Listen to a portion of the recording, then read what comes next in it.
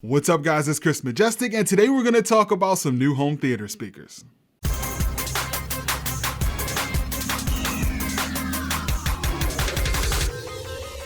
So if you're familiar with my home theater, then you'll know that I've been rocking Klipsch speakers for the past few years, and if you've seen some of my more recent videos, then you might have noticed some different speakers in my room. Well, Definitive Technologies, also known as DefTech, reached out to me a few months ago and asked if I was interested in checking out their home theater speakers. So I'm familiar with DefTech speakers, but I've never sat and listened to them for an extended period, so I wasn't quite sure what to expect. Now you guys know that no matter if a product is sent to me or if I buy it myself, I only give honest reviews on this channel, so as always, I'll tell you what I like about them, and since no product is perfect, I'll also tell you what I don't like. So what we're looking at today are a few speakers from DefTech's BP9000 series. So this series has 4 different levels. You have the 9020, 9040, 9060, and 9080, with the higher numbers offering larger speakers and more features. So what I have here are the BP9060 front channel speakers, the CS9080 center channel,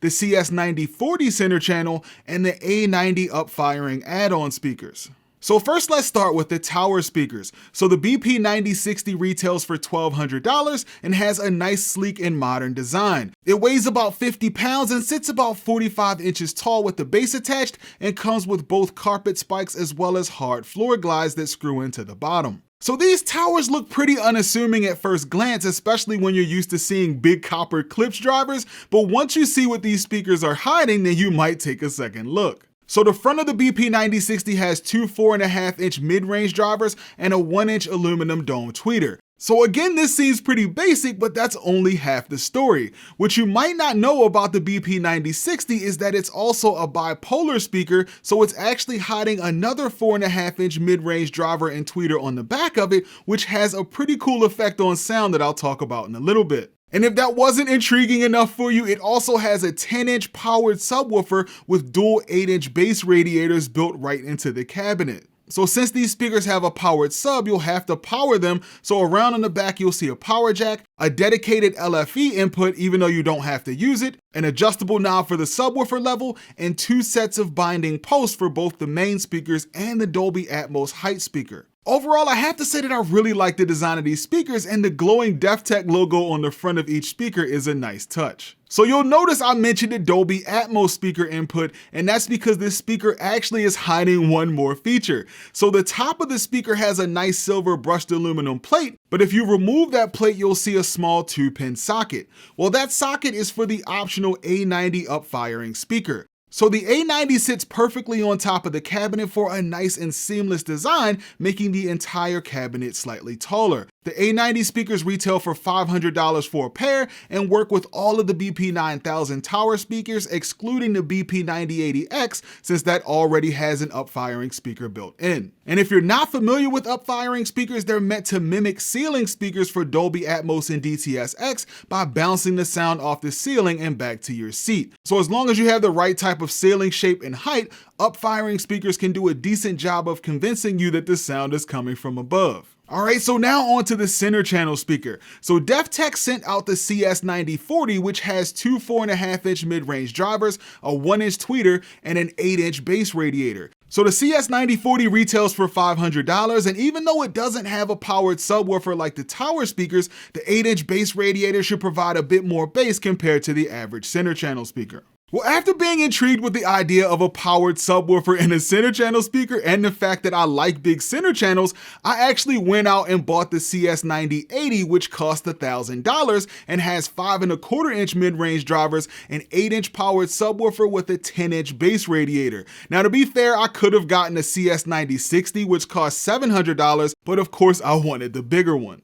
Alright, so now on to the performance of this setup. Well, I sat down and played my favorite go-to test scene from Iron Man 3, and I thought to myself, oh crap, I forgot to turn the SVS subs all the way down. Well, true story, to my surprise, the SVS subs were actually turned all the way off. The bass I was hearing was actually coming from the built-in 10-inch subwoofers. I know it sounds like I'm hyping up these speakers, but I swear I'm telling you the truth, and I couldn't believe how well these speakers filled the room with bass. You can definitely run these speakers without separate subs and have a great sounding setup.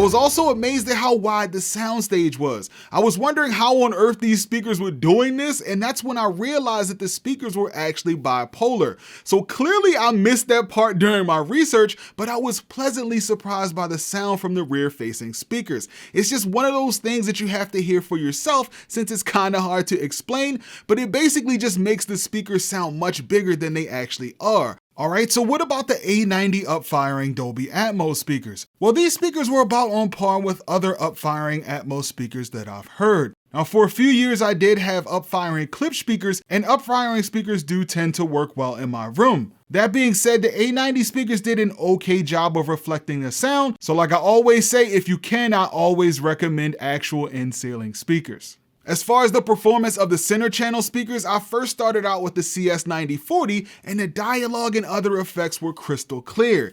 Even though the speaker itself is pretty small, it still has a nice soundstage and matched the BP9060s perfectly. I didn't really notice anything different with the bass radiator compared to most ported center channels, but I didn't really feel like anything was missing. So this is when my curiosity took over and I went out and bought the CS9080. So again, the main difference between the 9040 and the 9080 is that it has bigger drivers, it has a powered subwoofer, and a bass radiator to go along with the sub. Well, after watching a few movies and doing some gaming, I did notice the 9080 had noticeably more low end during heavy action scenes, which is also kinda hard to explain. The best way I can describe it is that the sound was a little fuller. Now, whether or not it's worth double the price is still up for debate, but I don't have any plans on taking it back to the store, so I guess that says a lot. So clearly there's a lot to love about these speakers, but what are the things I don't like? Well, honestly, I only had one real issue. Since these speakers have built-in amplifiers, the amps automatically turn on and off with the audio signal, and after sitting idle for a while, the speakers often made a fairly loud pop noise caused by the amps powering off. Now, after some research, I found that a lot of people complained about this. Now, I will admit that it is kind of annoying, but it's not really a big deal, especially if you're not in the room, and it didn't really seem to do it every time. Now, I do wonder if it has any long-term effects on the speakers, but only time will tell. Overall, I have to say I was really impressed with these speakers. Even though they seem just as bright as the Klipsch speakers when it comes to sound, which some people don't like, I think the added low end evens out the sound and makes them more appealing. Now, a built-in subwoofer was something that I was pretty skeptical about, but what I noticed is that the bass was more balanced compared to the insane thump that I get from my SVS subs. Now, that being said, once I did turn my SVS subs back on, I was in bass heaven, especially considering the built-in subs were a little more punchier than my huge 16s. I'm honestly thinking about upgrading the 9060 to the BP9080Xs to see what even bigger mid-range drivers sound like. Either way, I think it's safe to say that this is gonna be my new setup, and I wanna thank DefTech for sending these out for a review. But that's gonna pretty much do it for this video, guys. Hopefully you found it helpful. If you did, as always, go ahead and make sure you mash that like button for me. Don't forget to subscribe to the channel and hit that bell notification and click all so you don't miss any new videos. Thanks for watching, and I'll see you guys in the next video.